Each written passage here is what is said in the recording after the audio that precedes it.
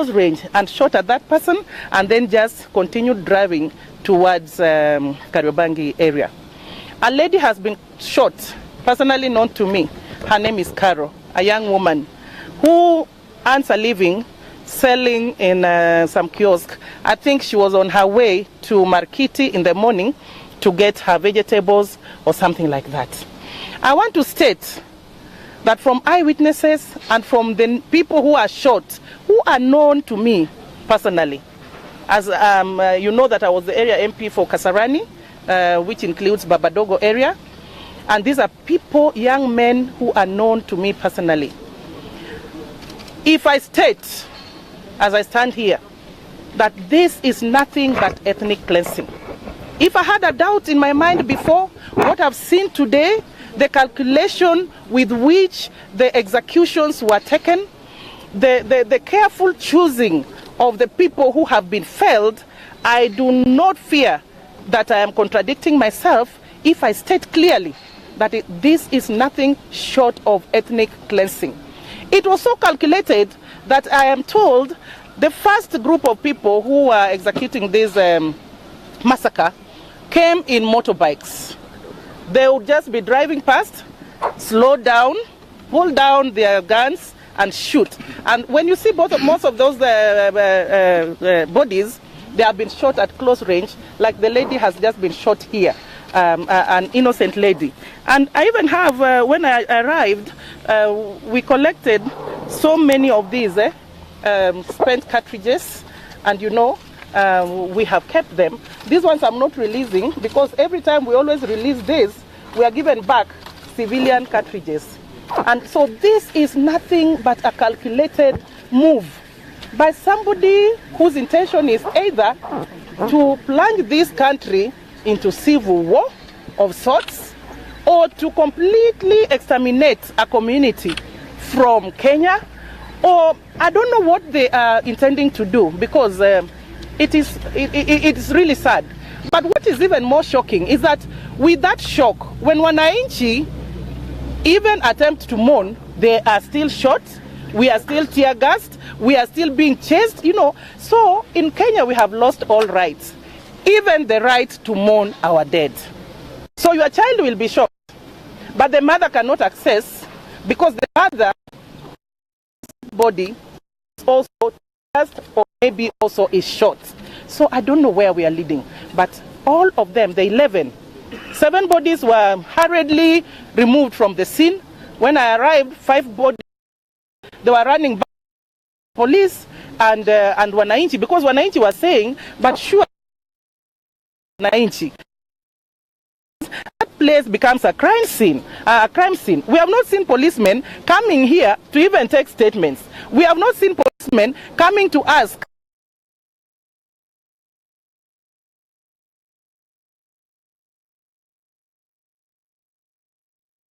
us, and that water that they always sprinkle on, when people disperse, then they hurriedly those bodies out of the scene. An opinion?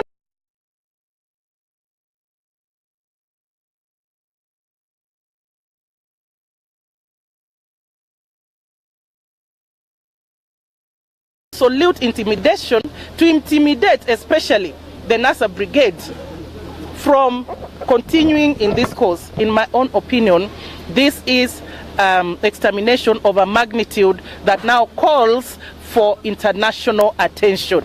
We are being killed at a rate that cannot just be normal. Yesterday, only yesterday, 18 lives were lost yesterday. Today, 14 lives actually now, today, because 2 lives were lost in Mathare North at around midnight, and the police took off with the bodies. Now 11 plus the last one that was lost. Now we are doing 14 plus 18 in less than 24 hours. In my opinion, that is genocide. That is genocide. That is completely unacceptable. And I want to challenge the church in Kenya. I want to challenge religious leaders who keep quiet until things have gone to the extreme. Then they make grand trips to State House and other places. Then they come and call some sort of press conferences calling for peace and calm. How comes they do not address those who are killing innocent Kenyans? No peace without justice. And our constitution even states, if somebody is suspected of being a criminal or whatever, how comes they have never been arrested? There is no criminal. These were Kenyans who woke up early, either to go to church or to go to the market to look for, to seek ways of feeding their families, and innocently, without any provocation at all. There were no demonstrations at 5 in the morning in Babadogo. There was nothing happening. These were innocent Wananchi, and they have been killed. And when we went to mourn, even in the presence of a figure like His Excellency Raila, a figure respected internationally, we were tear gassed. They threw tear gas in his presence. There was gunshots, even in the presence of leaders. So if this can happen to us leaders, what do you think Wananchi are going through? We are here in Nairobi Hospital now because one member of parliament, Honorable Oluoch, has been shot. I was with him on top of his vehicle, going round, when he was shot in the leg. And thank God, I think they were aiming at him, at his heart or the head. It's only that there were potholes, so the car was not so steady. That's how they managed to shoot the leg. So I think this is not now acceptable at all. Cannot continue like this. Thank you. Now, we are addressing this press conference at Nairobi Hospital because we came to see the Honourable Member of Parliament for Mathare, who, as you have already been told, was attacked by the police in our presence when we went to look at what had happened in Mathare. Now, we had occasion to talk to you yesterday at the city mortuary, where we'd gone to see dead bodies. There were 15 dead bodies at the city mortuary yesterday. There were 3 at the Chiromo mortuary, making a total of 18. I see police talk about mob justice of people who were looting. But these people were shot by the guns. These people were shot by the guns, and the cartridges were collected. Basically the work of the Kenyan police. What has happened today must also have been planned. It's a work of careful planning and targeting particular people. We have particular communities who are being targeted here. I think we have said so many times that as Kenyans we must respect the rights of each and every Kenyan community.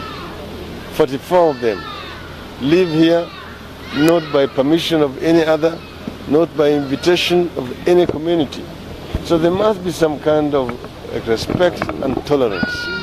And when you hear leaders begin to make very belligerent statements which are amounting to incitement, we are driving this country to hell. We are driving this country to hell. I think leaders must be responsible.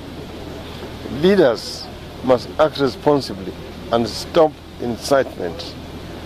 When we came from the trip the day before yesterday, we were attacked not by thugs, by policemen, throwing tear gas, throwing water cannons at us. What crime had we committed? Coming back home. And the Kenyan media must go beyond this ethnic consideration. If you look at the papers yesterday, it's as if we were ourselves the aggressor. You don't direct the accusation where it belongs. This was a state-sponsored thuggery against innocent citizens, receiving one of their leaders returning back home. Why was the police parading on the roads, attacking as the way they were attacking, using live bullets against innocent people? This must be condemned in the strongest terms possible. In a civilized society, you cannot tolerate this kind of thing. You're putting this country into a precipice. They're pushing it into a precipice. They're telling, instead of the president and his deputy apologizing, they are in fact continuing to incite people. This basically shows that we need international intervention. We need international intervention. We are dealing with people who just came from The Hague the other day, and they are already trying to take this country back to The Hague, the way they're doing it. The international community must intervene at this stage and help to move this country from precipice. Otherwise, there's going to be turmoil in our country. I urge our people to remain vigilant, remain patient, because this matter must end. This matter must end.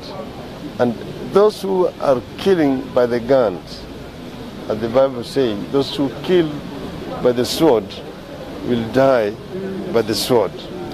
So this is the time for the voices of reason to speak.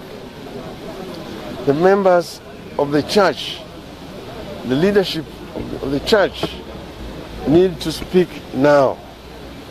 We are shocked to see the church silenced, trying to equate wrong and right. There can never be an equality between wrong and right.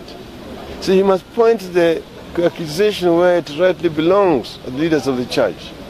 But when churches are quiet, we remember Henry Okulu. We remember Bishop Muge. We remember Bishop Gitari. Those who were able to stand up and speak on behalf of their flock. This is the time. But as politicians, we want to say here and say, NASA is not cowed. NASA will not be intimidated. NASA will not be pushed to surrender. NASA will stand firm with the people of Kenya to ensure that justice is ultimately obtained. We must look beyond tomorrow as Kenyans. Life is not going to end tomorrow. It will begin, and it will continue until justice is received. We must have electoral justice in Kenya. So the time when elections are rigged must end, and it is ending in the year 2017. Thank you.